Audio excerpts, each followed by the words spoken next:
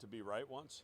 Yeah, no, his career has been incredible, and what the numbers that are on a piece of paper and what he's accomplished, pale in comparison to what he's meant to the program outside the numbers. He's ushered us through one of the best eras in Creighton basketball history, and it was built around him. So it's been a heck of a ride for me to be part of it and watch him grow on a daily basis, and nice to see that the other coaches around the league feel about him the way that I do.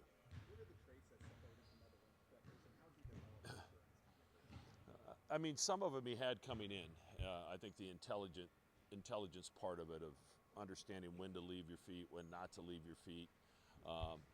He had some of those naturally, and that's very difficult to teach. Some guys are great shot blockers, but they try to block a shot off their feet every single time.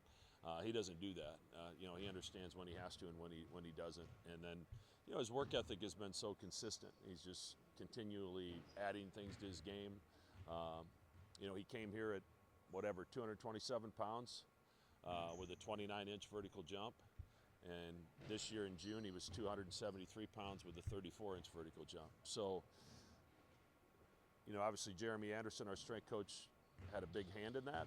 But Ryan's got to do the work, and he's done the work, and he's made himself into one heck of a basketball player. Couple tournament, Big East tournament runner-ups. What do you feel about this team that can finally push you over the edge? Yeah, I mean, it takes a little good fortune. You have to stay healthy. 3 games in 3 days. If somebody gets sick, they're sick, or you're banged up. That makes it difficult. You got to make shots. That's the reality of it. Is if you make shots for 3 days, especially us, I think with our ability to protect the rim, I think we can do some things defensively. But you're gonna have to make shots, and obviously we essentially have to win a couple road games. So whether it's Georgetown or DePaul, whoever that ends up being, obviously Georgetown's going to have more fans there, and then it's UConn or Villanova if we're fortunate enough to win, and they're going to have half the building, and then whoever you meet in the finals is going to have a bunch there as well. So it's you've got to go and basically win a couple road games, but it's a great opportunity to kind of prepare ourselves for NCAA tournament play.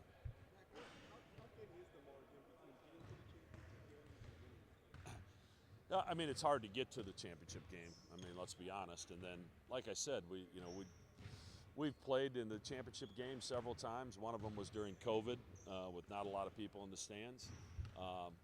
But a couple of them have been against Villanova, and one was against Providence. So, again, you're playing a road game. You have to make shots. You have to defend. You have to have enough left in your tank. I think our depth is a little better this year than it was last year, which lends itself to being a little fresher, playing 3 games in 3 days.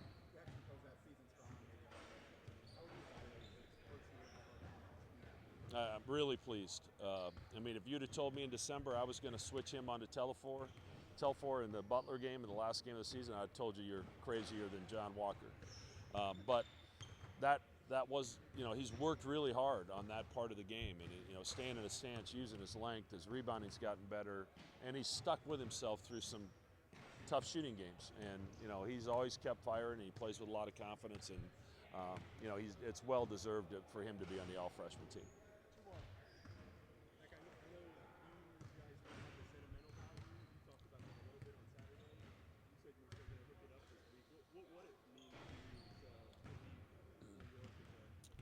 I mean, anytime you can do something that's never been done, that's pretty cool, and it's something that these guys can add to the list of things that they've accomplished during their careers and during this season. We just completed one of our best conference seasons in the history of our program with 15 wins. So, that in itself is a heck of an accomplishment. But to be able to go to New York and win a tournament would be awesome for these guys.